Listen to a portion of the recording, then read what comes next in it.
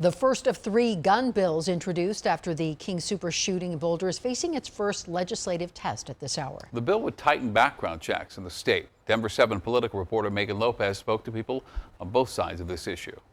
I am excited about the announcements today. Less than 1 week after Democratic leaders unveiled a package of gun bills, I have a few witnesses who the first one is facing its first big committee test. House Bill 1298 changes background checks in 2 ways. First, it closes the so-called Charleston loophole, which allows for a gun transfer to go through if the buyer's background check has not been cleared within 3 days. It also bans people convicted of violent misdemeanors from being able to buy a gun for 5 years.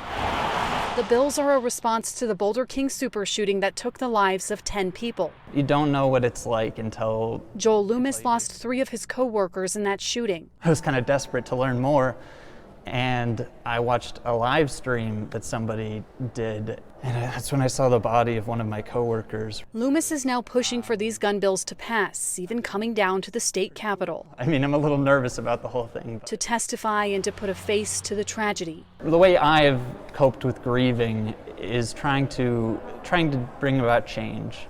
Because something that was also hard in the aftermath was knowing someone could do exactly the same thing again. Others say this bill is not the right answer. Taylor Rhodes is the executive director of Rocky Mountain Gun Owners. He says the Charleston loophole doesn't happen in Colorado. Gun shops across the state of Colorado will not transfer it after that 3 days, simply because they don't want to get in trouble with their insurance.